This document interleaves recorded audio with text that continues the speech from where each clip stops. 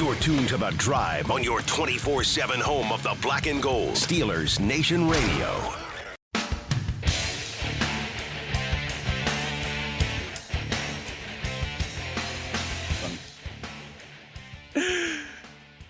What's going on, Steelers Nation? Welcome to The Drive. Here it is, your favorite Steelers program on a Thursday. Wes Uhler and Matt Williamson with you for the next 2 hours as we're having some fun. We're swapping some holiday stories. I need to scoot over a little bit closer to Matt here to make our framing. Took my first ever sip out of my mug. Yeah, we got our fancy branded mugs here. TV coming correct with some other Christmas gifts and things like that. We're feeling like that's awesome. I'm psyched about that. You know that scene in Pinocchio where he's like, "I'm a real boy." That's how I'm starting to feel like we're a real show. I know. As we rock and roll here at a fun time of the year for everybody, a fun time in the National Football League and just to be a football fan in general. Matt, I know we touched on this a little bit yesterday, but today kicks off really 5 straight days of important, madness, awesome football games. Starts tonight with what could be kind of the de facto number 1 seed in the NFC play-in game. We had a similar thing last year with the Vikings and the Lions towards the end of the season. I didn't think of that parallel. Seahawks and the Rams tonight. One of those teams in all likelihood is going to have a first-round bye. The other's going to have to go on the road in the first round of the playoffs. It's a stark difference. Yeah. At least you get to go visit probably the NFC South winner, which is favorable, but then after that, you're on the road. And that you're not going to get to play a playoff game at home in all likelihood, despite maybe having the second best record in the NFC. Yeah. That's life in the National Football League. Friday night, of course, the Sooners roll into, I think it's the other way around. The Crimson Tide roll into Norman, Oklahoma. We got Bama versus Sooners Friday night. Saturday, all kinds of college football games.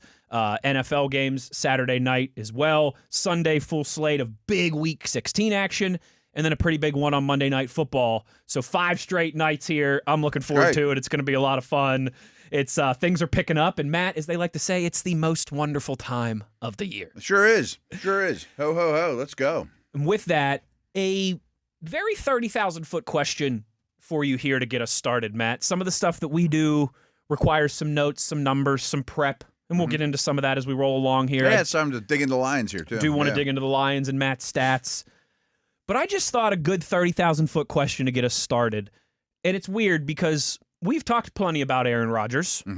Almost every single day. Almost every single day. Almost every single guest that we have, we ask him about that or her about that if it's Missy Matthews. I'll probably bring him up to Labs at some point. I'm sure we will.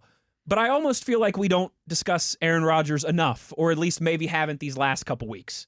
So, a real general question for you, but I feel like it's a good one to kind of get started here on this Thursday. Jumpstart things a little bit. Aaron Rodgers so far this season, has he met your expectations? Has he exceeded your expectations? I don't think he's underwhelmed. I guess that's an option. Yeah.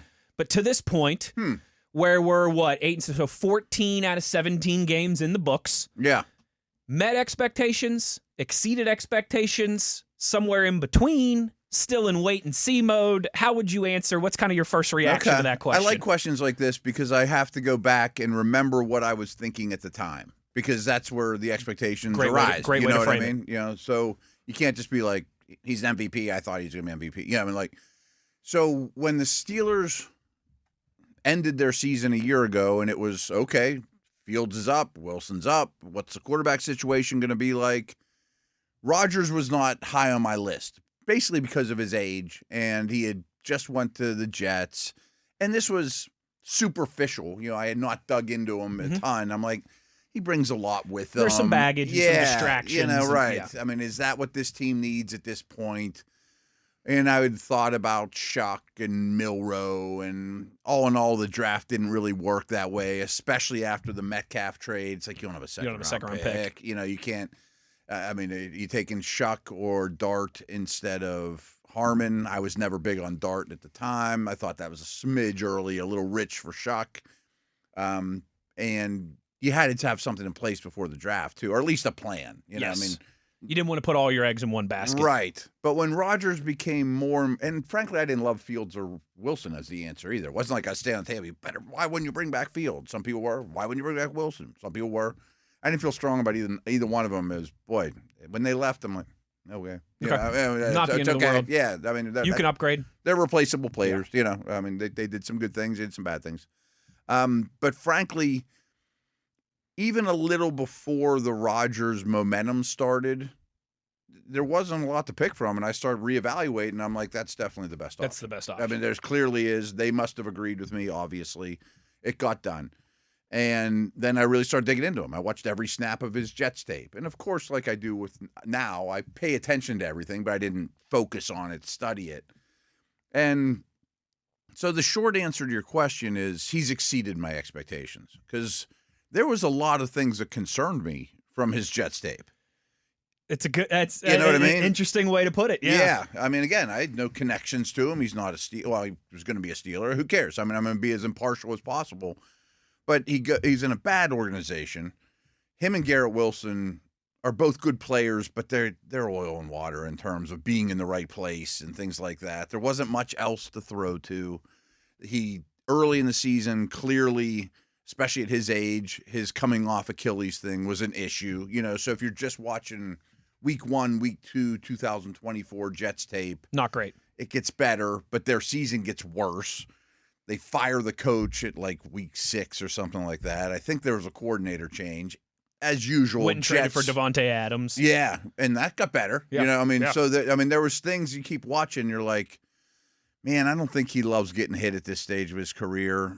But, I always talk about quarterbacks like I'm the defense attorney or the prosecuting attorney. And like my favorite one ever, and I'm dating myself a little, was the first 5 years of like Sam Bradford.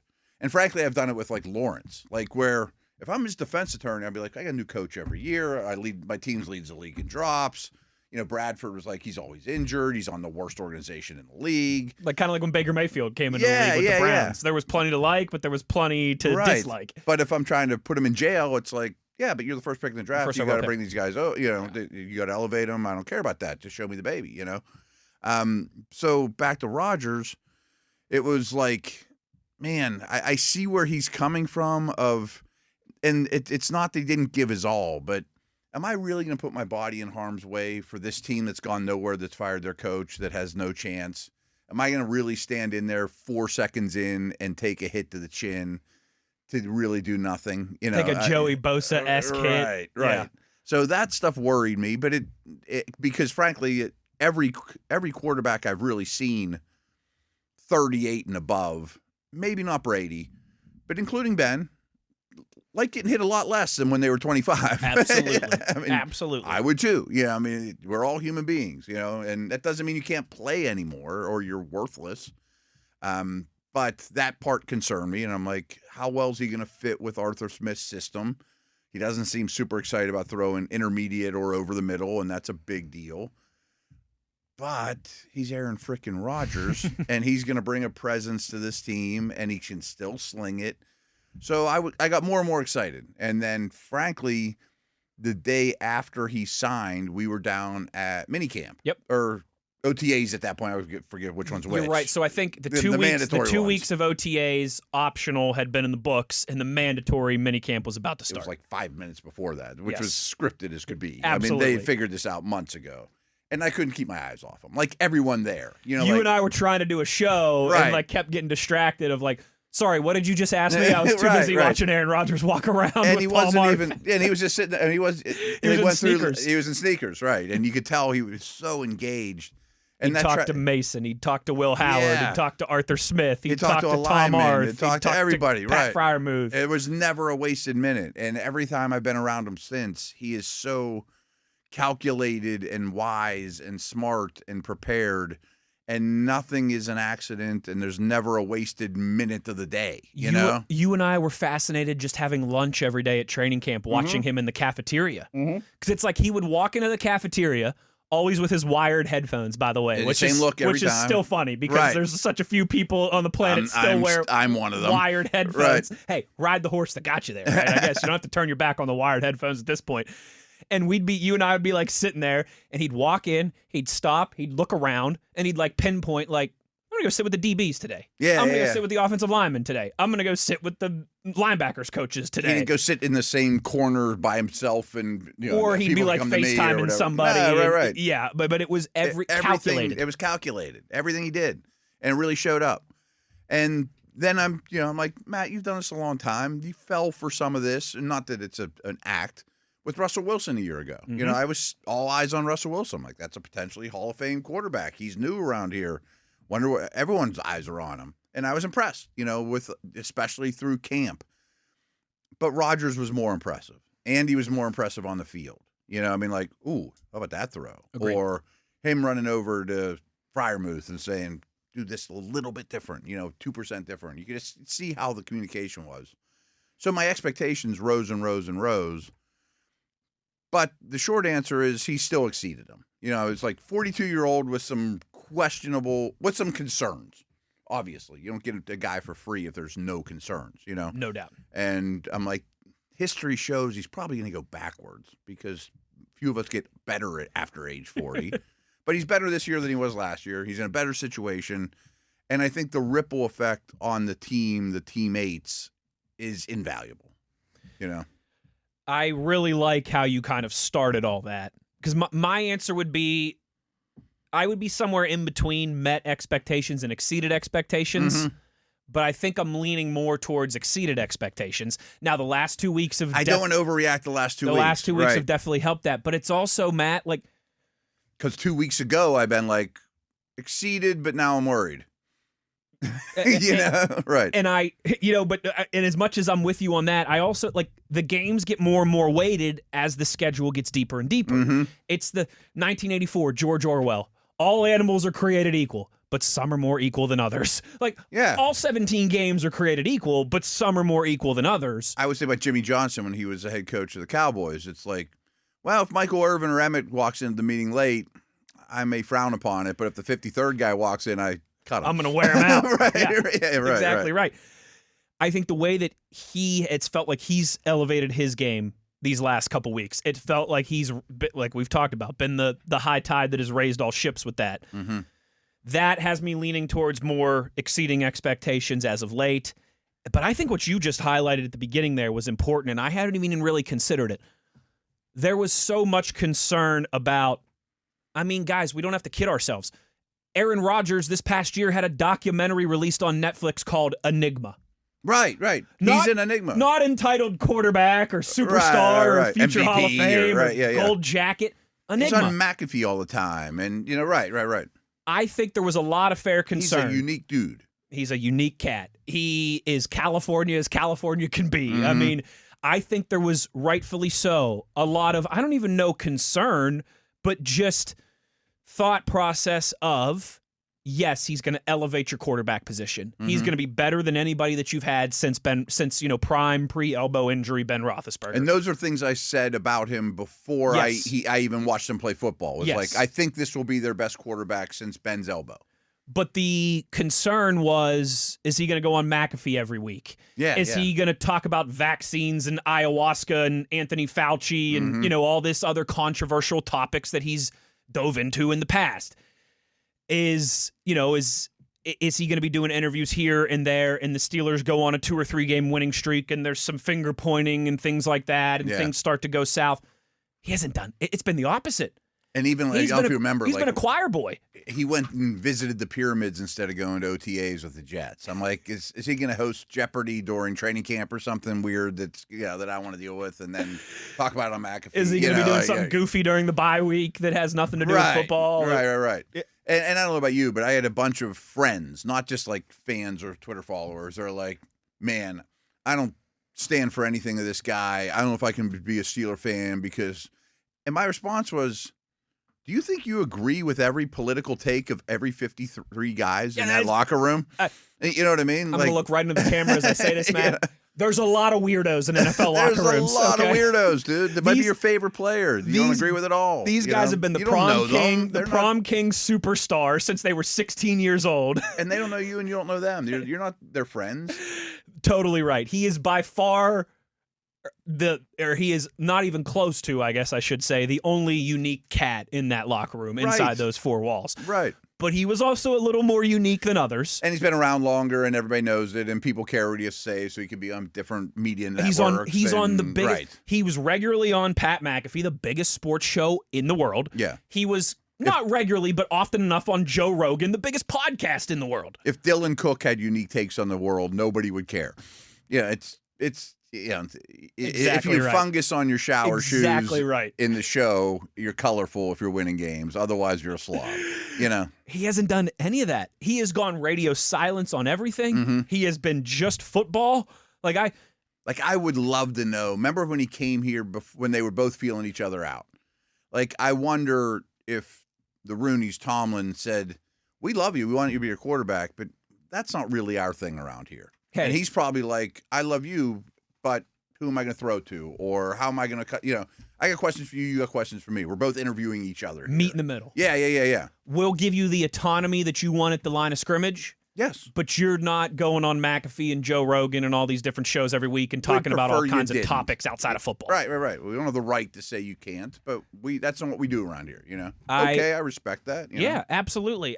That to me, as you kind of laid it out, I think is key. You've talked about this with the personality type that you want from your quarterback. Mm-hmm. You want the guy who is the coolest guy in the room, walks in, everybody loves him, he brings the locker room together, everybody wants to hang out with that guy. They want to go to his house for dinner type thing. And I think he hasn't been the enigma lightning rod that he was at times at the end of Green Bay and in New York. And even at those times, his teammates were always clear that he was none of his teammates have ever said anything bad about him. It's always any step of the way for it's always been this decades. Guy is a great leader, is a great teammate. He's awesome in the locker room. Mm-hmm. But he has used a Johnny Cash song, and he has walked the line ever since he got here. Yes, I think even if you were the most optimistic person in that regard, I don't think you could even imagine that he has been this business-oriented, color between the lines. I'm the Pittsburgh Steelers quarterback and nothing else. Mm-hmm. And I think that's gone a long way. I think Jalen Ramsey has bought into that and talked about that. Obviously he demanded respect the second before he walked in the door.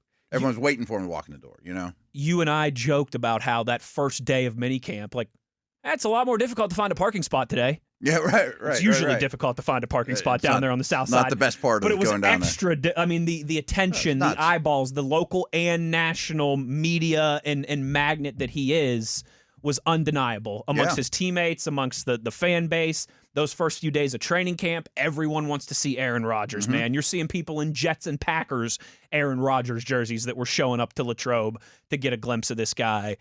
I think it has gone about as swimmingly, about as well as possible, and so I'm leaning much more towards exceeded expectations. Yeah, albeit with the caveat of there's still 3 very crucial games remaining. Of course, and got to finish the job. Hopefully, there's 4 and 5 remaining. That's where I was about to go next. Love it. Okay, everyone on the planet.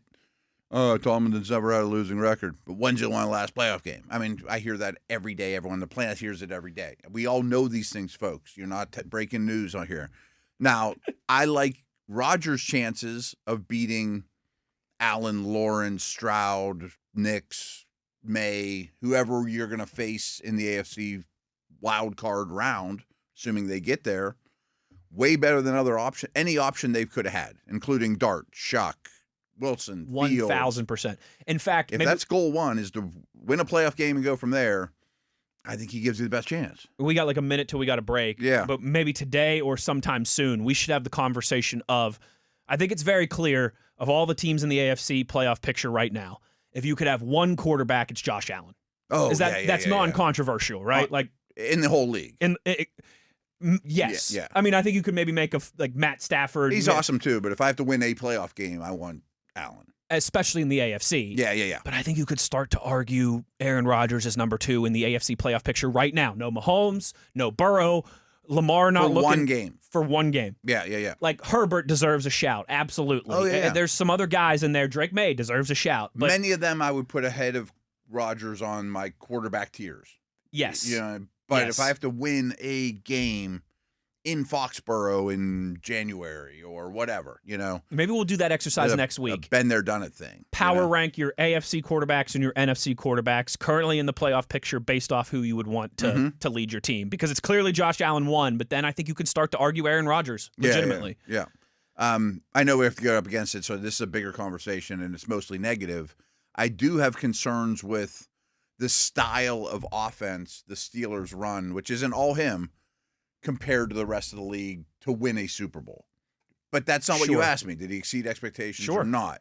I mean, they throw short of and I'm not saying him, they throw short of the sticks a lot. They throw the backs a lot. The run game's been very inconsistent. Yeah, I'm talking more of the quarterback stuff. The quarterback-centric You know what stuff, I mean? yeah. Like, and he doesn't, if he's not going to run. You know what I mean? Like, is there a ceiling on this style of offense? Probably. Right. But I think there's a pretty high floor, too. Right. But Mahomes wasn't available either. It wasn't like, should I take Rodgers or Josh Allen? Yes. Yeah, exactly right. Let's get to a break here. Let's continue this conversation a little bit and start to dive into Matt's stats as we talk more about the Detroit Lions as we roll along here.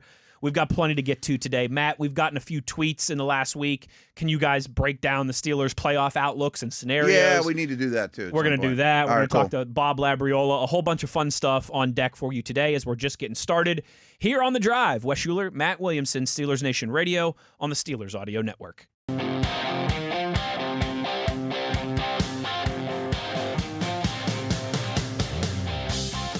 Back on The Drive here as we roll along on a Thursday with plenty to get to. And it's been a different week, right, with the one less show and the Monday night football. And next week's going to be a little different, too, with Christmas. It always feels like from Thanksgiving through the end of the season, like all bets are off. You got to be light on your feet and ready to adjust and move. Because sometimes your game, especially because the Steelers are always in it till the end, gets flexed on you or, That's a great point. And especially now, the entire Week 18 is kind of flex scheduling where no one knows when they're going to be playing. Saturday games and now, everything just gets weird. If you're like the Raiders and the Browns and the Cardinals, you know when you're going to be playing. It's going to be Sunday at 1 o'clock. And if we covered them, we'd be pretty used to it. We'd be pretty used to that. But if you're anyone who's still in the hunt, could be Saturday, could be Sunday, could be during the day, could be in the evening. And this is something the Steelers are very accustomed to. Like, people don't give them enough credit for that. Like, that's the Tomlin experience, going through COVID. Like, changing on the fly is rough. And they don't always win, but, I mean, it's at least they've done a lot of it over the last several years. You know this better than me because you were in those locker rooms and in those organizations and facilities at a point in your career, but athletes and coaches, man, are such creatures of habit. It's one of the things that shocked me most when I really started to get close. It's unbelievable. It's unbelievable. I mean, coaches are maybe worse than athletes. Worse is the wrong word, but I mean, you mess with their Tuesday at 2 o'clock schedule, throws them off. And I've become that way. It's like OCD to the max. I become that way. This is my Christmas schedule. I'm losing my mind here trying to figure out. Matt was writing down his schedule for next week before we started recording. I always joke, I do have a spreadsheet at home that I set up, for every week because I know where I'm going to be at 2 o'clock on Tuesday all the time, but you got to change it a lot. I have to do that same thing now. We've got a massive family calendar because as I was joking about yesterday, my schedule completely flipped with this new role this year. Oh, I'm sure. Yeah, I used to be in here from 9 to 3 every day, and that was it, and very static, and now it's kind of all over the place, and I got a 4-year-old and a 2.5-year-old doing dance and soccer and a million different things, and so have to stay on it. And those guys are so routine oriented in that for Very everybody. So. That's the thing. Everyone's got to deal with it. The coaches. But the coaches, it's psychotic almost Right. It's like neurotic and psychotic and very pedantic. But those guys have a method and to the madness, and it's worked for them for a lot of their careers to get to this point, so you can't knock it. Matt, we kind of have a method to our madness, but some things have been thrown off this week. One thing that we, as Bill Cowher would say, we will not be deterred from here on a Thursday, is to get into some of Matt's stats. This line seems interesting. It really does. Some statistical stuff really stands out to me. It really does. And the one that I wanted to start with you, this was something that you retweeted on your Twitter account, X-Twitter, as Dale would say, at Williamson NFL. Teams with the lowest pressure rates allowed this season. Yeah. Steelers are number one. Best. Yeah. Best. Only team in the NFL below 30%. They're at 26.5% of the time. I think there has to be a direct correlation between that, what we were just talking about with Aaron Rodgers, how no quarterback wants to get hit, but especially quarterbacks that are in their late 30s and early 40s. And I have to think, again, there's a correlation there. There's a parallel with what feels like them doing a good job of keeping Aaron Rodgers upright and him looking like he's still got plenty of gas in the tank here midway through December. So I'm going to burst that bubble a little bit. Okay.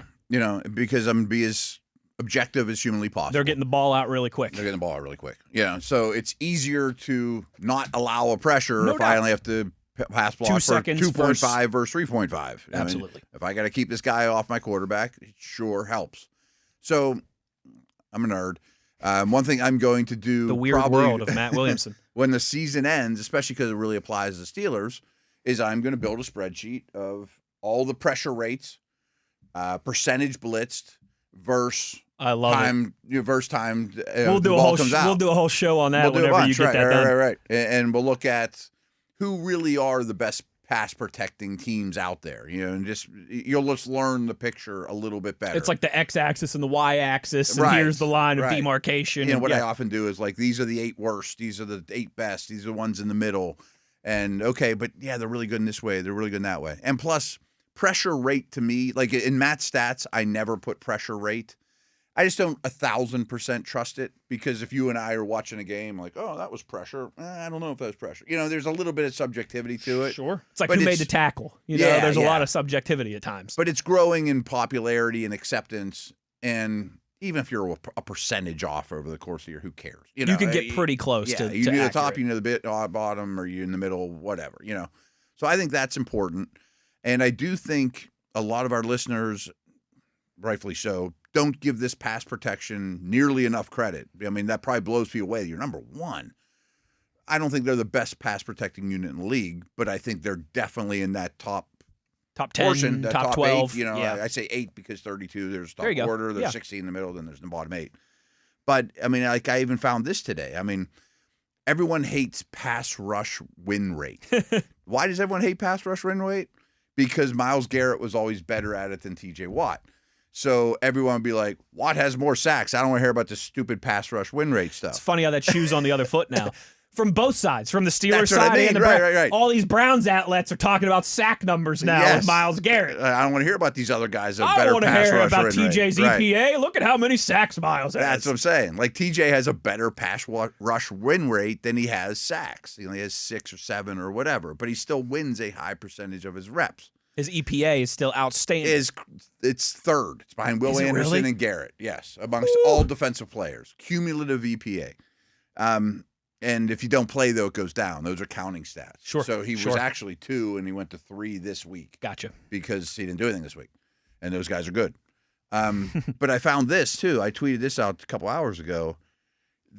If we pass rush win rate, now that it still helps to get the ball out. But somebody out there, I don't know who, is judging who won this rep. Penei Sewell versus TJ Watt. Who won that rep? 50 times over and over. Yeah. And they're experts in their field or whatever. Yeah. It doesn't mean they're always right, Yeah. but they're close. They're 4th best in pass rush win rate on defense, and they're 4th best in pass rush blocking rate on Ooh, offense. It's a good place to be. Yeah, pass rush makes the world go round. And even if you get the ball out quick, you can't convince me, and these stats back it up in a big way, they're really good at pass rush and they're really good at pass blocking. That's a good place to start. Good place to start. Good place to start. And, man, there's been the investment in that area over the last few years, in the draft, in free agency. It's the backbone of the team is the pass rush and has been every step of the way. You and I joke about it a lot, but it's kind of like a tongue-in-cheek. It's half joking, half serious. You wear the black and gold. That's your God-given birthright. Yeah. I mean, Gilden, Porter. I mean, we go back and back and back. Right. Is to Steel lead curtain, right. to lead the league, or at least be top 2, 3, 4, 5 in sacks, Heavily and influence the QB game. hits, and heavily influence the game. Right. And when the opponent offensive coordinator on Wednesday is previewing the Steelers defense, that's the number one thing on the grease board. 1,000%. Yeah. And like in this game, one of the stats I have in there in the general area is the Lions defense basically faces the most deep balls in the league. The Steelers face the fewest. Yes. And it's because of pass rush. And I know Hutchinson and they have a lot of sacks, But it's easier to get a sack when people are throwing deep and they're holding the ball longer. For 4 You know what I seconds mean? instead of 2.5. Right. Yeah. Where people are not holding the ball or going deep because, well, it also was very successful early in the year, the short, and the Steelers adjusted well. But it's been like this for years, that they faced like the lowest average depth of target over the last 5 years, I promise you, in the league. You know, if you accumulate them, because it's a pass rush. It's a heritage thing, man. Like it's part of, you know, they invest in it. It is something that they have believed in for decades through different regimes, through same family but different ownership. Sure. I mean, different GMs, different coaches, right? And it's They're something going to affect the quarterback. Like, you know, Rob King and I a couple times a year do those Steelers alumni dinner shows, you know, anniversary weekend shows, and that's something like. We talk to the Levon Kirklands and the Jason Gildens and the Lamar Woodleys and the Joey Porter, and it's something that they all talk about. Yeah. And it's such a unique, cool, this is like shiny silver object, but it's such a unique, cool Steelers legacy, lineage, heritage thing for me that, like, we talk so much about the heritage and the lineage at pass rusher and center and all these different positions, not quarterback and running back, where the teams and wide Frankly, receiver, it's not left tackle, you know, where the teams had a ton of success. Right.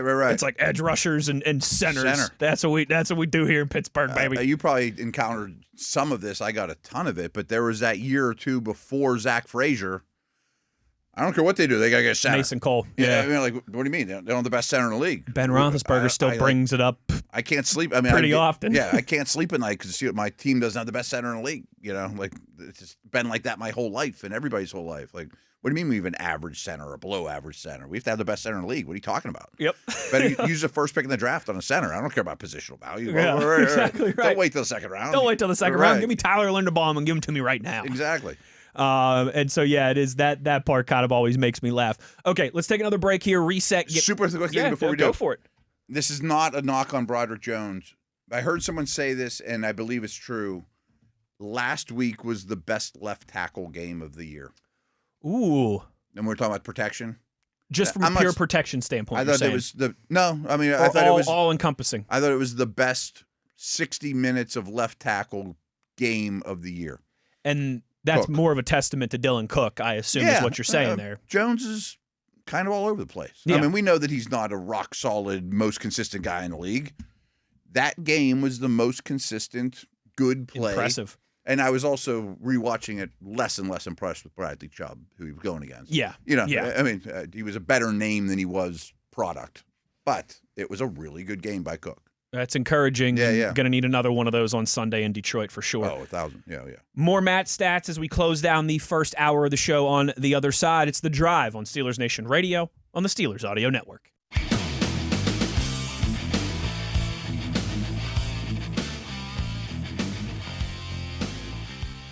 Rolling along here with more Matt's stats on The Drive. Matt, this one not surprising, but I think it's kind of it can be glass half full or glass half empty depending on how you look at it. Mm-hmm. Because the Steelers just did very well against a talented Miami rushing attack. Yes. Without TJ Watt and losing Nick Herbig in the process. Right. Now, we're going to wait and see on Herbig's status. We'll hopefully get the injury report here in this show. But with Nick Herbig on the field this season, Steelers allow... This shocked me. Because the proverbial thought is Highsmith and TJ are your better rush defenders. Yes. And Herbig's a specialist pass rusher. It's been the sixth man off the bench. on him forever. Right. He's like bringing your power hitter in, out of the dugout, or your pinch hitter, your sharpshooter off the bench, or he's a closer, or whatever. Exactly right. Mariano Rivera running out of the bullpen. With Herbig on the field this season, Steelers allow 4 yards per carry to the opposition running back. When he's off the field, 4.9 yards, nearly an extra yard per carry. That speaks a lot to his value this year. Yeah. And now I always like to peel these back. Like, okay, what are we missing other than just that sentence? Sure. Like the Cam Hayward stuff last year was super alarming, but boy, it added up. It's like he's that good because his splits were even starker, but similar. It's like second best run defense in the league when he was out there, second worst when he was on the sideline. It was crazy. And then I started thinking, I'm like, well, is Herbig out there situationally more? Is he out there? And the answer is yes. Is he out there in 3rd and 9 and not 3rd and 1. Yes, but that would actually make it the opposite because it's a lot easier to get a 6 or 7 yard run on 3rd and 9 than it is on goal line. Sure. You can only there's only 1 yard to gain or whatever. So that would actually work in his favor.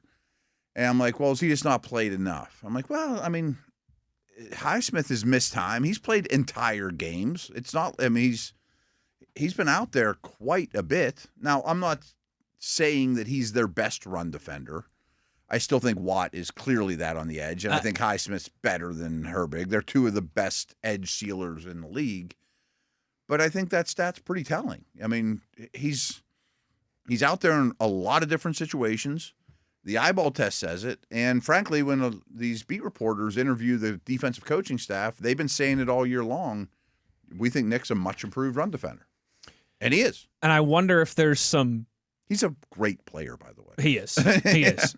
I wonder if there's some lack of perception meeting reality with opposition offensive coordinators. Mm-hmm. Like if they look at it and they say it's almost working against them, where they're saying when Herbig's on the field, we have to run his direction. Yeah, maybe.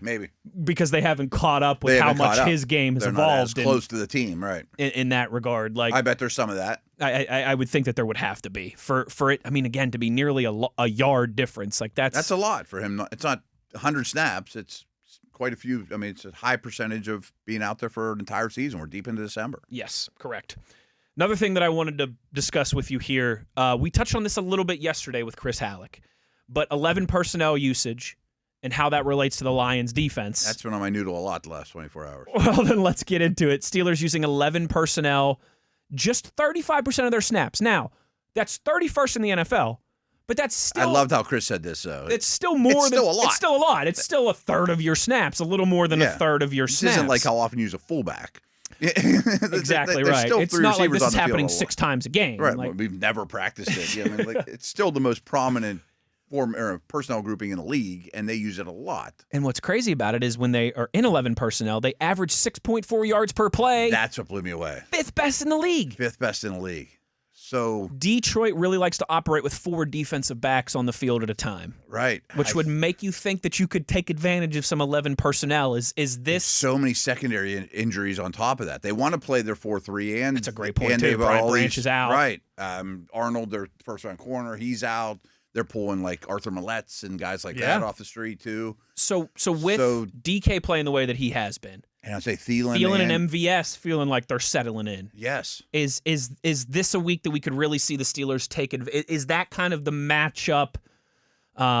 Is that the ace up the sleeves of the Steelers potentially Sunday at Ford Field? I think it's a game-specific game planning thing that you lean more into this week than ever. You know, I mean, what were you said they were 38% or something like that? 35.1. So maybe this basically is the week you're 55.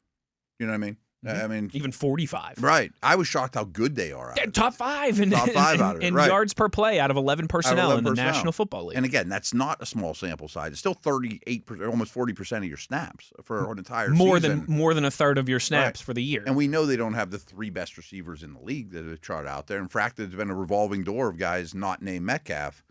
And maybe it's, you know, we didn't prepare as much for 11 against. I don't know. There's probably some underlying things, but they're good at it when they are in 11. And the Lions don't want you in 11. And a huge thing I'm going to say these next 2 days on the drive is the Lions are the most explosive offensive team in the league, and they allow the most explosives on defense now. And it's been getting worse lately. So you're not going to be in a 13-9, rock fight in Detroit on Sunday. This is going to be a race to 35. That's how all their games are. That's how all their games are. They lose a lot of games where they score 31 points. Yeah. That's where they're at as an organization now because they're really beat up on defense, playing on a fast surface. The weather's not going to be an issue. I think you got to embrace throwing the football more, throwing the ball down the field more out of 11. I also wonder, too, if there can be some... What was the Muhammad Ali, the term that was it like the bait and switch or whatever Muhammad Ali used to... The rope-a-dope. Rope-a-dope, that's it. The secret's out on how much the Steelers use Kenneth Gainwell in the pass game. For running backs that have at least 100 routes run this year, he leads all in terms of targets over 28% of the time. Yeah. So is this maybe a Detroit thinks we're going to throw the ball to Kenny G and Jalen Warren a bunch out of the backfield? History shows you will. And let's get ready to, I'm not saying throw it 30, 40, 50 yards downfield every single drive, but let's hit some more of those and then let's hit some more of those intermediate routes, which I think we've started to see a little bit over the last 2 weeks as well. I think that's I've never game planned for an NFL opponent, but I think that's something you would have to strongly consider all week, game planning for this team, because they're begging you to do this. It's not what we do often, but we do it better than most people think. Maybe we lean into it, especially with the Thielen and MVS giving you more stability there. I mean, I think they're just more comfortable with that wide receiver room. I think Aaron Rodgers is more comfortable with, again, the Austin details. And Wilson, maybe it's, I'm not putting those guys out there and making Darnell not play as many snaps or Freiermuth. But these guys, okay, we're leaning into it. It's going well. I do a Wednesday show with Tom Offerman and Tim Benz, and Tom had a good point. He's like, this is nice that we talk about Thielen and MVS as stabilizing forces and running the right routes and professionals. They got to soon start catching some balls. I'm like, that's a good point. Yeah. I mean, Thielen, I think, has 3 receptions in 2 games. I think they have like 5 targets between MVS the two of them scored a touchdown, but that was his only reception of the game. Right. Like, now they're going to have to start catching 3-4 balls a game, too. You can't just be running around out there getting cardio. One thing that I was talking with Tom about was he was like, do you think Kenneth Gainwell is like, do you just kind of give him the reins as RB1 right now? Let's not forget Warren was questionable with an illness for last week. That too. Yeah. But my answer was, listen, if you want to get where you want to go, if you want to win this division, like you said, not just play 3 or 4 more games, but hopefully 4 or 5 more games. Jalen Warren's going to have to be a massive part of that equation. He has to be. That's not a knock on Gainwell. No, it's not. And it's been outstanding what Gainwell's been able to do. But if you're going to win the division and then win a home playoff game and let us all really start dreaming and believing and go to places that we haven't been in 8 years, everyone like that's the goal. If we were listing key players on offense for that to happen, Aaron Rodgers 1, duh. DK Metcalf 2, duh. Right. But then it's probably Jalen Warren 3. Just body of work, reliability, total package. I want to keep Kenneth Gainwell involved, but I need Jalen Warren to be a big part of that equation as well. Yeah, I like 60-40, 65-35, where I thought Gainwell was a 10%er. Now the fact that he's a 30 to 40%er. Huge testament to him. Cool. Yeah, he's better than I thought. Huge testament to him. I don't want him as a 60%er, though. I mean, one game's different. I mean, one game in Dublin, great. Fine. One game when Jalen has the flu, fine. Right.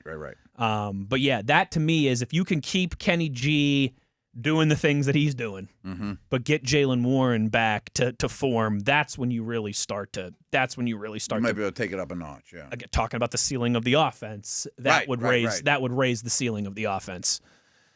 Matt, the Steelers have only lost 165 yards on offense from sacks. That's 8th fewest in the National Football League, just to kind of get back to. Now, again, part of that's because they're getting rid of the ball quickly.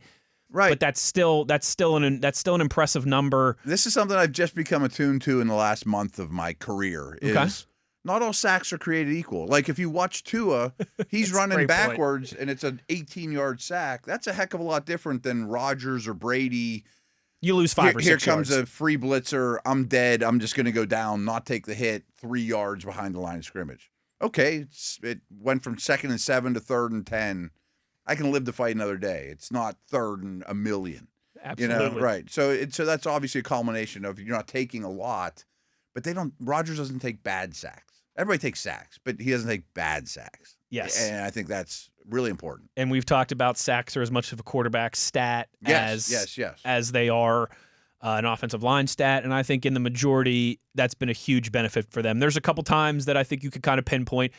I joked about that huge hit that he took from Joey Bosa earlier. That was one of those, felt like he held it a little bit too long, trying to make a little. There was 2 games there where I thought he was off. His radar was a little off in that department, right? The Wi-Fi wasn't as strong as it needed to be, but that signal has gotten back on track these last 2 weeks. DirecTV has snow all over it, and satellite dish. When it rains, I know I still have DirecTV. When it rains, the TV goes out. When it snows, the TV goes out. When the dog sneezes, the DirecTV goes out. I actually like that, though, because DirecTV, you can log in from anywhere and watch, and it's kind of nice in that regard. I don't have DirecTV, but I have a buddy with DirecTV who I have his login on my cell phone for good move. For such case emergencies. That was what I thought was going to be my go-to plan to watch football in Dublin. Oh, in Dublin. Nothing worked there. Nothing worked. DirecTV blocked. I mean, I knew the ESPN apps and the Fox Sports apps would be blocked, but I figured DirecTV, that'll work. Nope. Not at all. Nothing. Everything I tried, I was frustrated. The best laid plans of mice and men. Only bad about that trip, maybe. Maybe the only thing. Last thing. And the food poisoning I got Friday morning, but that was only like a 2 or 3 hour snafu. Fortunately, it didn't linger as long as it could have, so I was fortunate in that regard. Hour in the books, another hour to go. Let's tee up hour number 2 with Bob Labriola on the other side. Wes Uhler, Matt Williamson. It is The Drive on Steelers Nation Radio on the Steelers Audio Network.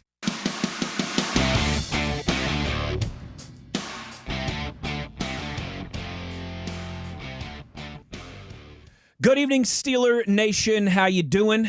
Well, that's good. Us too. It is hour number 2 of The Drive here, and we go to the phone lines to talk to the Dean of Doom, the Lord of Living in His Fears, Steelers historian, and our friend, Bob Labriola. Labs, thank you for taking the time for us on a Thursday, as always.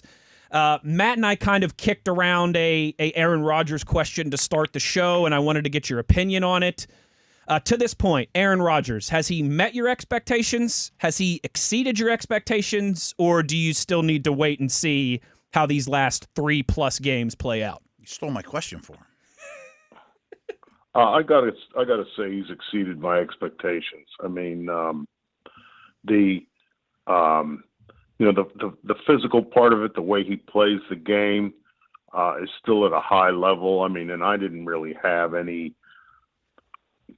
I wasn't really paying close attention to him, when he was with the Jets. So, watching it from afar, hearing about it from afar, 42-year-old man, the whole thing. But he can really still play. He can spin it. He sees it. He can often anticipate it, and he's throwing the ball in an anticipatory and on-time way. But what has really impressed me is, the way he has been a quarterback, a leader. He is available for his teammates. He's an example.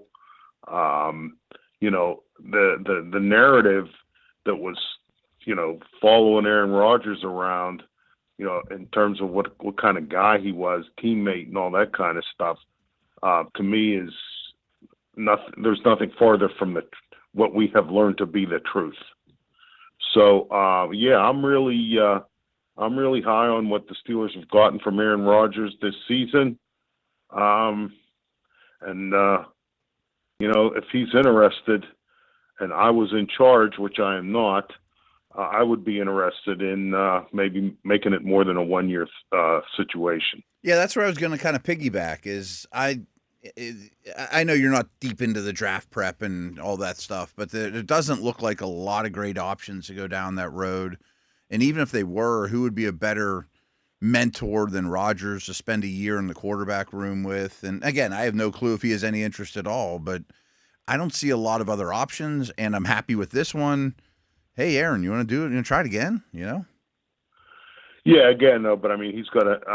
I don't know if he is interested. Yeah. And I think that is the, his level of interest, his buy-in, his want to, all of that is in my mind, what has made him more than what I expected. Mm-hmm. Again, I mean, I had nothing to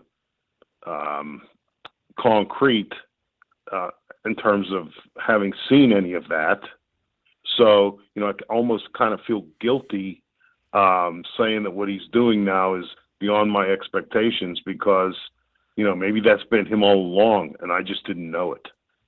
So, but, to answer the question, I would say he has exceeded my expectations. And what has really impressed me is, more the above the neck stuff. The presence and the wisdom. Yeah. He's not wearing a wristband with the plays on it. Seriously. All right. I mean, this isn't somebody who, was in this system before. He had no history with Arthur Smith. So, there's no easy hook for him in terms of learning this offense. And the guy never wore the wristband. I mean, he is capable of learning it and hearing it and communicating it to his teammates, within the parameters of the play clock, and has been since this started. So, I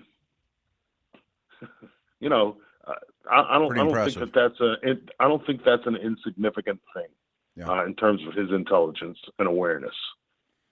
If the Steelers were, we haven't dug into the practice report, but if Watt and Herbig are both out for this game, how much does that concern you against this passing attack they're going to visit?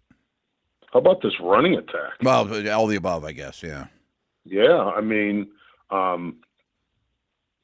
if no Watt and no Herbig, that's two of your top three edge people. Mm-hmm. Then you're really dipping into Moons and Sawyers. That's significant. This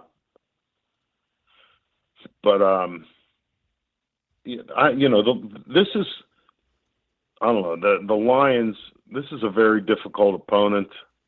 I'm not really comfortable with, the living in my fears thing. You look at the Steelers injury report, there just seems to be a lot of areas where, the Steelers are going to be kind of dipping down into the well of their depth. It's a little concerning. Is James Pierre going to play? Because those two receivers aren't bad either. No, man, they're loaded. St. Brown and Jameson Williams. And, Goff, he can be very efficient if given the time. And, I don't think you can necessarily blitz him because, that will leave you thinner in terms of the people you can commit to the coverage. As I already said, the receivers, I think, are both pretty good. So, the Lions are the highest scoring team in the league. And we're in week, what is this, week 16? 16, yeah. Okay. So this isn't one of those small sample sizes where you can say, they blew out a couple of teams and they ranked number one in the NFL in scoring. This is a multi-month deal for them, and they're at home. And so, I mean, they're going to score a lot of points. I believe. I don't think you win this game scoring 24. No. Yeah. Because high 20s might get you by if you had all your defensive players, but you don't. So, and some of the guys you're missing are your potentially dynamic playmakers. And I know that's the way I think you got to play defense against this team too. You cannot expect to shut them down. They're not going to go 3 and out a bunch of times. You're going to give up yards. They're going to move the ball. They're going to possess the ball. But hopefully, you do enough in some situations to create negativity for them. Maybe they have to settle for some field goals, and maybe you get a few takeaways, and that's going to be the way you play good defense against them. But again, no Watt, no Herbig, no James Pierre so far. And all due respect to James Pierre, he's not in any danger of getting voted to the Pro Bowl either.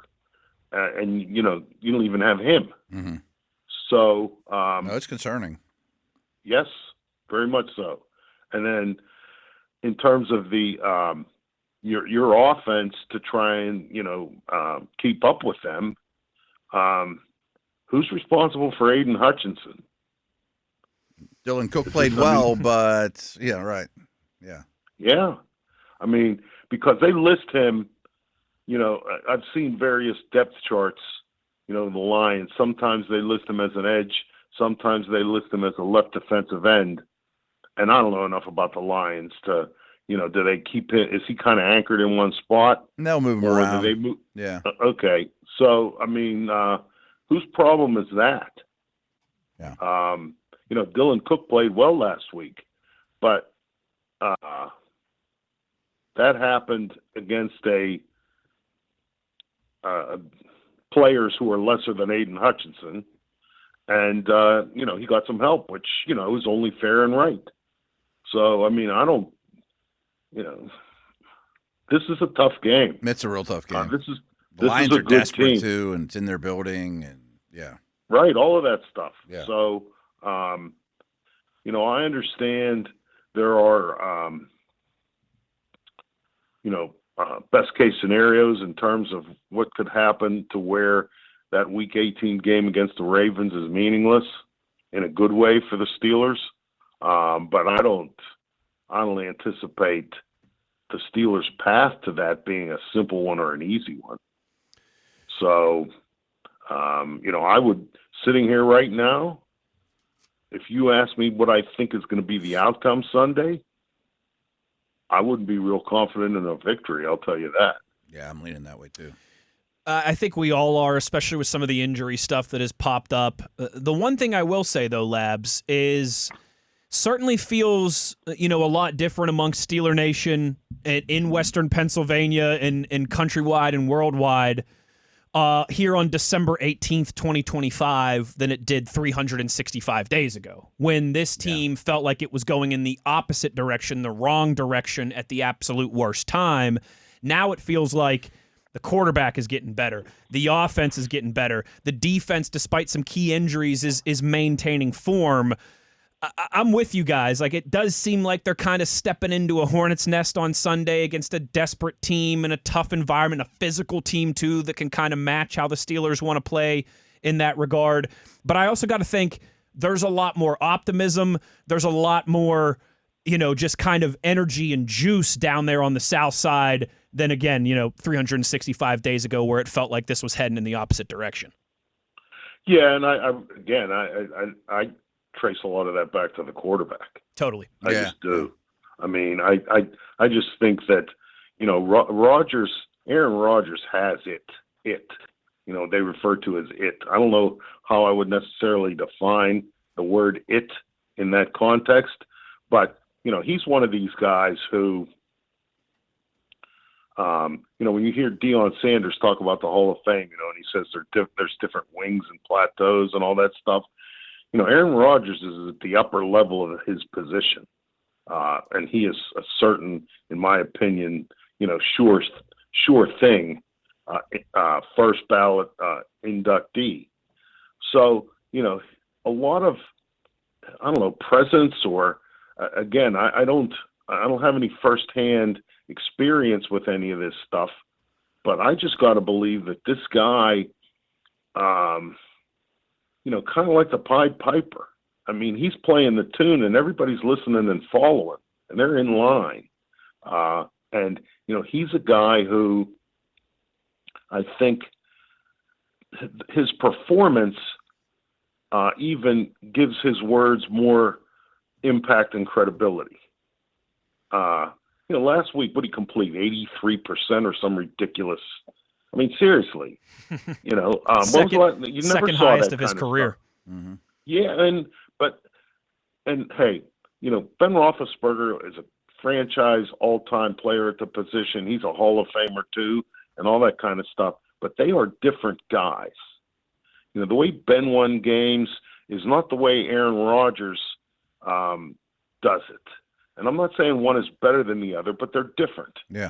And watching it, maybe it's because we're used to Ben, or we grew up with Ben, or however you want to, and that's fine. Like I said, a lot of great statistics, a lot of comeback wins, playoff games, championships, all that good stuff. But Rodgers is just different. Ben would make big plays and have big games and go down the field deep and all that kind of stuff, but I don't remember a whole lot of 80% completion games either. So, as I said, it's different. I think that Rodgers has an aura about him that's, again, Ben had that too, but they're different. And especially when you're comparing Rodgers now with Russell Wilson last year, and again, I'm not running him down either, but I mean, there's those guys are on two different levels. Yeah, it could. And you know, it's I'm just like I see it. I'm not trying to run down Russell Wilson or any of that stuff. I mean, it's just if you can't watch Aaron Rodgers and Russell Wilson play and see that there's a significant difference in the way they play, the way they handle themselves, the way they comport themselves, the way they interact with teammates and how their teammates interact with them as a result of that, well then, you know, I don't know what you're watching. Labs, last thing I got for you is Wes mentioned, the end of last year, and I understand that Pierre might not play this week again, and Elliott is on injured reserve. So is Killebrew. That's another thing people don't talk about. But, boy, the Steelers have churned through defensive backs since the end of last year at a remarkable rate. And you could say, hey, maybe they don't evaluate defensive backs well, or, what about the Minka Ramsey trade, blah, blah, blah, blah. But I think they may have gotten it right. I mean, I'm very happy with where this secondary is. I mean, there was a lot of puzzle pieces that didn't quite go together, and now I think they're starting to snap together where they're supposed to be. Yeah, and I do think that, and there were some misses. Yeah, in terms of Slay, the accumulation yeah. of right. Thornhill, Slay. But let's not forget, Beanie Bishop was a big part of this secondary last year. Right. Yeah. Beanie Bishop, again, nothing against Beanie Bishop. He's not good enough to play with this group this year. He is what he's he just is. not. Right. Yeah. Right. And Ramsey, Jalen Ramsey he's kind of the Aaron Rodgers of the defense, I think. He is a guy who he is just a presence. He is a force as a personality. And I think a lot of times you need that kind of stuff coming down the stretch of a season like this, big game after big game after big game. Mike Tomlin always says, don't blink. Ramsey won't let you. He's the first. He'll stick his face in anything. He will talk to anybody. There's no intimidation of him. He doesn't back down from anybody or anything. That's a good addition. Yeah, it goes a long way. Right. A good addition in terms of both his skill set and the demeanor that he brings to that unit and to that the unit of the defense and the defense as a whole, part of the team. The thing with chemistry with me has always been, the question is, does good chemistry on the team lead to winning, or does winning lead to good chemistry on the team?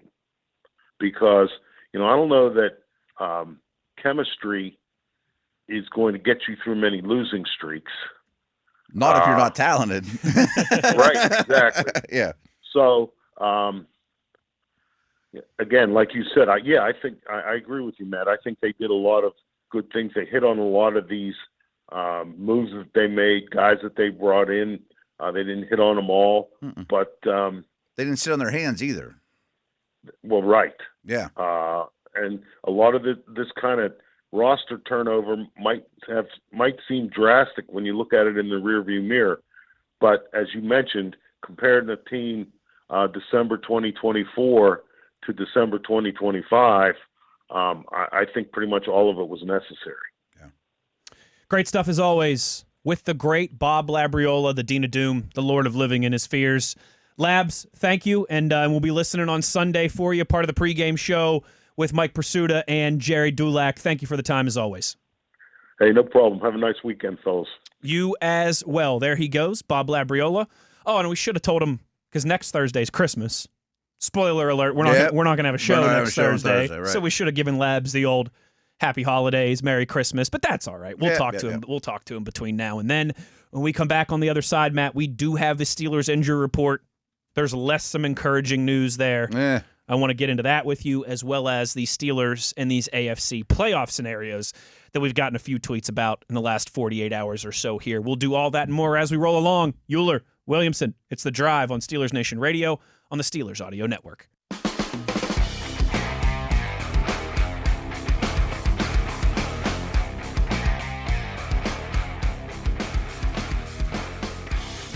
Back on the drive here, and we have the Steelers Thursday practice participation injury report, Week 16 edition. We also have it for the Detroit Lions. I haven't seen the Lions.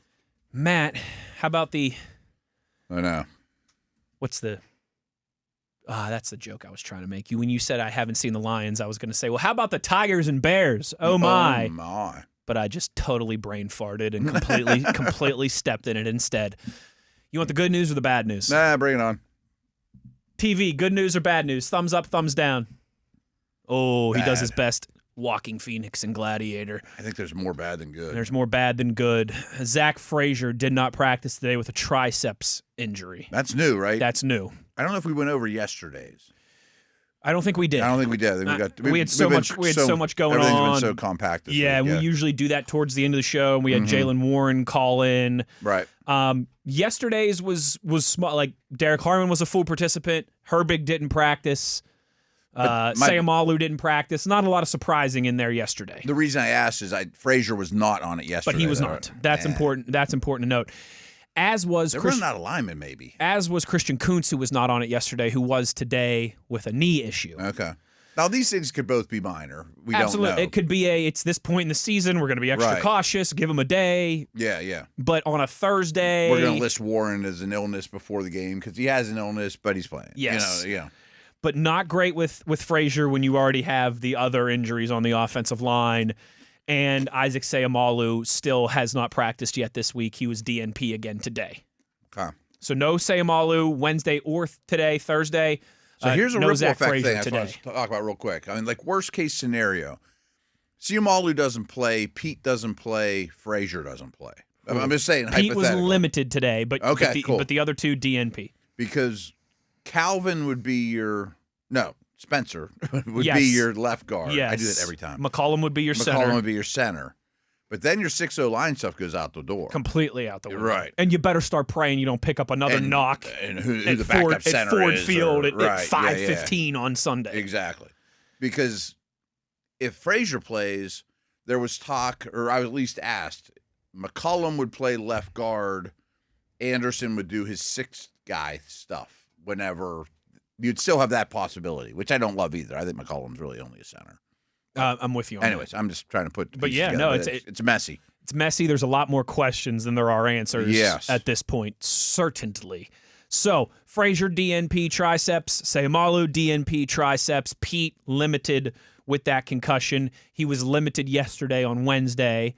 So, not necessarily a step forward, but not a step back either. Yeah. Maybe a wait and see with him. Trying to do the concussion arithmetic here. Like it's not our strong suit. Is he still on schedule, or is that a setback?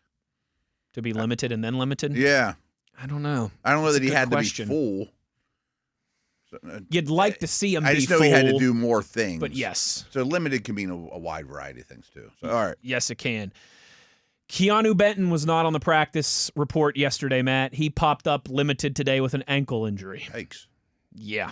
So, again, some more not-so-great news there as you're looking a little thin in some of your offensive and defensive lines in the trenches there. And then finally, as I'm feeling like the Dean of Doom now and the bearer of bad news, Nick Herbig's still DNP with that hamstring. Doesn't sound great for Sunday for him. Real bad. Especially when you consider even more so it sounds like they brought in Jeremiah Moon. Yes, they made some He moves practiced yesterday with the Panthers. Apparently got in at 1 a.m. According to, I think it was Kabali who reported this, landed at 1 a.m., practiced with the Steelers today. So did they sign Moon off the practice squad? Yes. So he went straight to the 53. I believe so. So he's playing. I believe so. That tells you everything. That tells you. Reading the tea leaves there. Okay. I thought that, I wasn't certain if they had Moon off the street to their practice squad, or I didn't realize they stole him. He was with the Panthers. So now he has to be on the team for 3 weeks. I believe, yes, Yeah. that's the If you rule, steal someone off right? the practice squad, he will be on the 53 for 3 weeks. Great call He's by a good you. special teamer, though, too. Yeah, and he's familiar with the organization. Right. And he's about for needing somebody desperately at this point. He's about as good as you can get. Right, but it sounds like you need someone desperately at this point. Sounds like you need someone desperately at this point. And obviously Watt didn't do anything today, right? No, he did not. He did not. Good. Also, still no James Pierre yet this week. He DNP on Wednesday and today.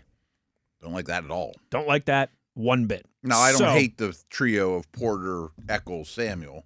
Same. But again, what if someone gets hurt at Ford Field at 5 p.m. or whatever, right? Like, oh, no. What are we doing there? Your depth is almost completely wiped out at this point. Ramsey a corner again, or, right.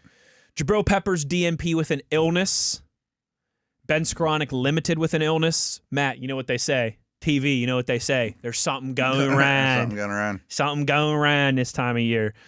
So that's kind of the bearer of bad news stuff. Bad. Zach Frazier pops up with a tricep injury. Keanu Benton pops up with an ankle. Not good news on Pierre Herbig. Still no Pierre Herbig or Sayamalu. Yeah.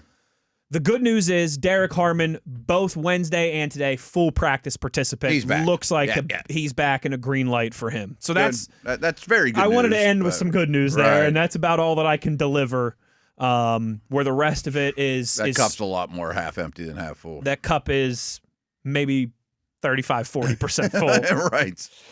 And at a time where, hey, listen, as we've laid out, Detroit's got some injury concerns too. Oh, yeah. But they've been hit hard, especially their secondary they lost Branch and Arnold, and right. You were hoping that your health was moving in the right direction this time of year, whereas today it's moving in the wrong direction. And these things can change quickly, and we'll keep an eye on everything tomorrow. But I would say I'm certainly more pessimistic, definitely less optimistic about some of this Steelers injury stuff. Like the majority of what we just went over. Than when you and I sat down together a couple hours ago. Matt, we have gotten a few tweets in the last 48 hours-ish, since the aftermath of that win on Monday Night Football against the Dolphins. RJ tweeted us about it. JC tweeted us about it. Must be something with having a two-letter RJ, JC. Sure. Frankie Z tweeted us about this. And there was one more, I think, here. Rob, I think, was the other one maybe who tweeted us about this. But asking about, it seems really confusing now in the playoff scenario for the Steelers. Can you break that down? Can you lend some clarity? It is really confusing. Yes, I'm not the one to do it. I hope you're taking the ball and running with it here. I will tell you this. There is no way for the Steelers to clinch this weekend. Right. So even if the Steelers win and the Ravens lose, it's still not a done deal for the Steelers to win the division. Obviously, they control their own fate, not destiny. If they win out, they win. Yeah, absolutely. I know that much. Everybody listening knows that. And I think basically at the same time, if you beat the Ravens in Week 18, nothing else matters. You could lose to the Lions, lose to the Browns, but as long as you beat the Ravens, you're in. I don't know if you know any more about this than me, but I've been asked several times. I know I'm pretty sure there's a scenario where the Browns game means nothing. Like that might not. I can't remember if it means the Steelers win this week and the Ravens win this week, or vice versa, or one or the other. But there is something out there mathematically that the Browns game might mean 0. Interesting. And if I'm right about that, would you rest everybody? I get what you're saying. Yes, because the Browns game, it would be impossible to clinch. So it would all come down to Week 18 anyways. Right. Like Week 18, basically playoffs start Week 18. Right. And Week 17 could basically be a meaningless game. Could be. Now, could be. I don't know how you get there, though. The way that you get to there, I think, is the Ravens beat the Patriots, I want to say. And the Steelers lose? See, I don't even think that factors in because it's an NFC game. You're right. I know this game doesn't mean that much. Head-to-head is the number one tiebreaker. The misnomer, I think, is a lot of people think your division record is kind of the end-all, be-all after that, but your common opponent's record is a big deal, too. It is a big deal, too. I think that means more than your AFC record. Your common opponent's record means more than your AFC record. So, if the Steelers and Ravens split and they have the same divisional record, it would come down to your common opponent's record, which currently actually is the only tiebreaker that Baltimore has over Pittsburgh. Gotcha. Okay. Now, but the Browns are a common opponent. The Browns are a common opponent. Yes, the Lions are also common opponents. So, I think the only way really that the proverbial Cleveland doesn't matter is if you both take care of business before then, and then it all comes down to Week 18 regardless. Okay. You get what I'm saying? I think. But I think it's still difficult for that to be a scenario where the Cleveland game would mean nothing. But beat the Ravens Week 18 and nothing else matters. We know that as of now. There's 2 ways to clinch a spot before then. Okay? Okay. For the Steelers. If they go 2-0. The first is beat Detroit and Cleveland and have the Ravens lose once. Only once? Only once. Oh, okay. Because then with the common opponents thing, you would have the division upper hand and the common opponent's upper hand. Gotcha. So if you split the head-to-head... They play the Packers. They play the Patriots this week. They play the Packers Patriots at home, Packers on the road. Okay. So... I just don't love the chance of winning in Detroit. Neither do I, but I do like Baltimore's chances of losing at least one of those games. Me too. A lot of people think that they have an easy game against Patriots. I think the total opposite. I think that's an awful game for them. Oh, I think the Patriots now, they're sitting up straight in their chair and they've recaptured their attention and Buffalo's hot on our heels and we want to keep this home field advantage and all that. Yeah. So now, the Packer game looks easier than it did a week or two ago. Agree, but it's still on the road, Lambeau, weather could be crazy. How much is Lamar going to be able to move if it's 7 degrees and snowing and he's already compromised? And the Packers are good. So you beat the Ravens in Week 18 and nothing else matters. The two ways to clinch a spot before then, you beat Detroit and Cleveland, and the Ravens lose to either Green Bay or New England, common opponents, right? Mm-hmm. Or you win one of your next two games, and Baltimore loses to both New England and then Green Bay. To me, that's the most likely. I would think so. I think that's what you're truly rooting for. I mean, if you ask me, other than just straight up beating the Ravens Week 18, the next most realistic scenario is you lose in Detroit this weekend, you beat the Browns, Ravens lose both at home to New England and then on the road in Lambeau, and then you've built yourself a cushion and Week 18 doesn't matter. Of course, the world doesn't work this way, the league doesn't work this way, but just based off Vegas spreads, Vegas is telling you you're a dog in Detroit. Mm-hmm. I bet you're going to be a favorite in Cleveland. Yeah, yes. So, I mean, 1-1 is what they are predicting. So there's a lot of other stuff that can happen, again, related to Baltimore, related to the Steelers. But what we know here today, December 18th, year of our Lord 2025, Matt Williamson, is you beat the Ravens in Week 18 and nothing else would matter. But if you want to clinch before then, beat Detroit and Cleveland and have the Ravens lose once over these next 2 weeks, or split with Detroit and Cleveland and have the Ravens lose twice to New England and Green Bay. Okay. It's also possible, but insanely unlikely, that the Steelers could finish 10-7 and get a wild card spot.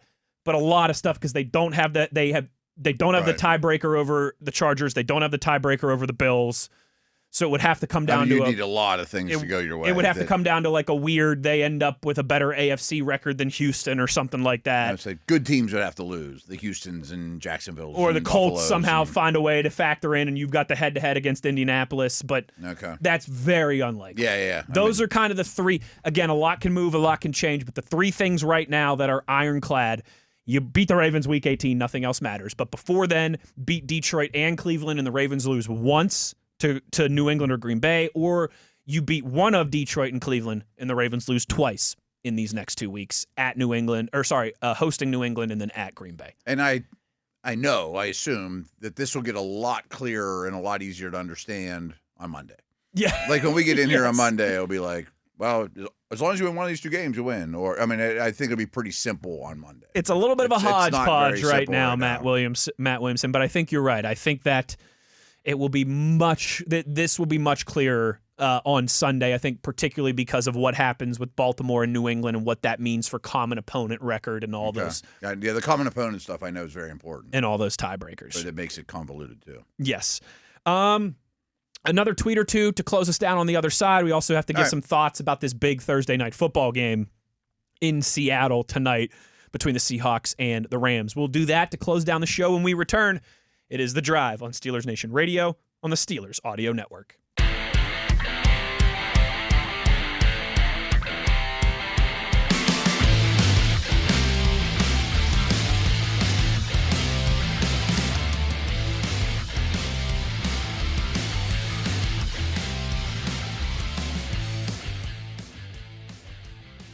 Down the home stretch here on The Drive, as we will cross our final T's and dot our final I's before we get up out of here.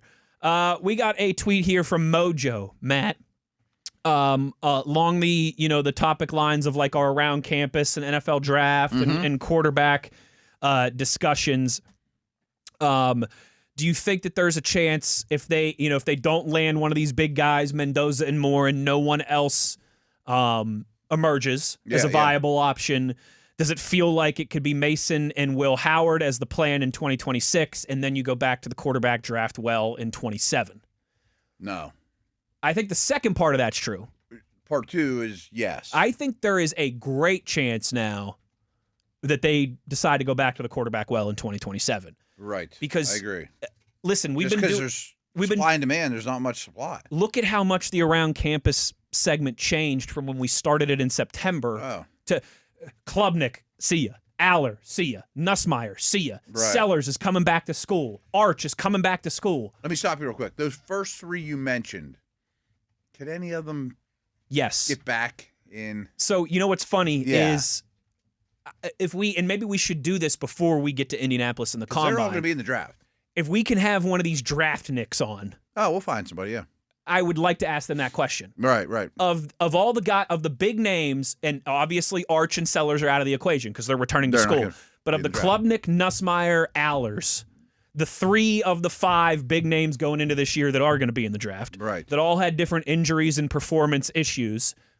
Could any of them, which one would be the most likely to work their way into the first round or even Tyler Shuck range high second round? Yeah, or potential starters. Because definitely one of them But I don't want to can. settle for a nobody. I don't want to settle for anybody. I want a difference maker. Like you and I have talked about whenever the time is, if it's in 26, if it's in 27, I want to go shopping at Mercedes-Benz and Porsche and I want to go to the luxury car lot when I'm looking for my next quarterback. I don't want to keep going to Uncle Bob's used car sales around the corner. I'm going to the Porsche. Settling for a good deal. I'm going to the Porsche dealership, baby, and I'm taking my swing on a sports car. Yeah, like, this is a great Honda Accord and it's 30% cheaper than it should be. Yes. It's the best deal in town. Like, that's fine. Right. I'm going to look at Ferraris and Lamborghinis and Porsche and Mercedes-Benz. And right. And if you miss, you miss. And I'm going to do the same thing in 2 years. If it's a lemon, great. And I'm going to step back up to the plate in 2 years again. Yeah, it's gonna be, I want home run hitters. I want home run hitters. And a lot can change between now and April. But I'll be the first one, like, hand up. I thought this was going to be an all-time quarterback class, and a lot of people did. Right. And it feels like this could still, I think, surprise people and be a good one. But it feels like that can has been kicked down the road, especially when, let's be honest, the 2 biggest names were Arch and Sellers. And they're both going back to school. Yeah, right. The other big 3 all had issues. Those other 3 were pretty well thought of. They were very well thought of, but they weren't Arch and Sellers who were the top 2. Right. And I like to pat ourselves on the back. We mentioned Mendoza along with those 5 back starting in August because you and I had some conversation with some football people who were like, hey, keep an eye on this guy. Everyone's talking about these big 5, but keep an eye on Fernando Mendoza as well. I mean, Matt, is so impressed he's coughing a lung out here. I'll be the first one to say it. This 26 class is not panning out to be the historic one that we all thought it was going to be. There's definitely some interesting names. Oh, boy. Hey, did you just hit an allergy or something? Did I say a name that you're allergic back to? There. Yeah, you're right. DJ Lagway could factor into this conversation. The Florida quarterback who was injured all year, he's in the portal too. I should have probably mentioned him last year. I am very, very interested. We talked about it yesterday in Baylor and Arkansas. Robertson, Taylon Reed and Sawyer Robinson. Yeah. Same. They're my risers. They're my. We have a very sharp eye on those 2. 100%. I'm with you. They're the ones that could potentially tip this class back into being, okay, maybe it's not as great as we thought it was going to be, but it's still pretty stinking good. And I think we can't forget people we trusted in the draft world, the Danes and McShays, etc. There was something they liked about Nuss, Aller, and Klubnik. Not all of that went away. Just because that was 3 months ago. No doubt. It's a great, 3 months seems ago. like an eternity ago. Right, it was 3 months ago that those guys were first round, early second round pick. Right. Now, they all could be terrible, but let's not throw the baby out with the bathwater type of thing, Exactly right. There's a middle ground there. Yeah. And let's explain why things went the way they did, Exactly right. Rob tweets us and says, hey, guys, love the show. Thank you, Rob. Quick question. Have we heard the last of Roman Wilson? I really wanted him to succeed this year. I don't think we've heard the last of him in total, a strong word. But maybe for these final few weeks. I mean, he's going to be in camp next year. That's under what contract. I mean. I don't think the book is completely closed on him for his Steelers career, but it might be for the rest of 2025. I think the plan is to have him on the outside looking in the rest of the way, assuming these guys keep playing the way they are. And I get the impression Miller's more valuable than him right now. I mean, he plays on teams, and Miller's a little bit underrated. And Skoranek is more valuable for him on a Sunday afternoon in terms of who gets a helmet, for sure. Yes. This front office makes a lot of trades. Could Wilson end up on another team as opposed to coming back to camp next year? Maybe. I don't think that's crazy. If you're moving guys around, you swap them out, and, especially if you draft one high. Or I think they're going to add some receiver of pedigree to this team in the offseason. So I think it's possible. I hate to say it this bluntly, but Wilson's been a Pittsburgh Steeler for 2 years. And I know there's more at play here than just this. But it's been one of the worst wide receiver rooms in the league for 2 years, and he hasn't cracked it. Mm-hmm. No, it's a fair. Those are just facts. It's not the Minnesota Vikings wide receiver room or the Cincinnati Bengals. It's not LSU with Jefferson and the Rams, and Chase. Right. Neighbors. He couldn't get on. He couldn't prove to be on the field over not so great people ahead of him for 2 years. I know there's injuries and all that stuff too, but right. There's a reason that they have turned over a ton of stones in that wide receiver room, and guys like MVS and guys like Adam Thielen, and let alone the Ayuk rumors and stuff, like that kind of thing too, right? Yeah, no doubt. Darrell tweets us and says it's the Steel City Shove.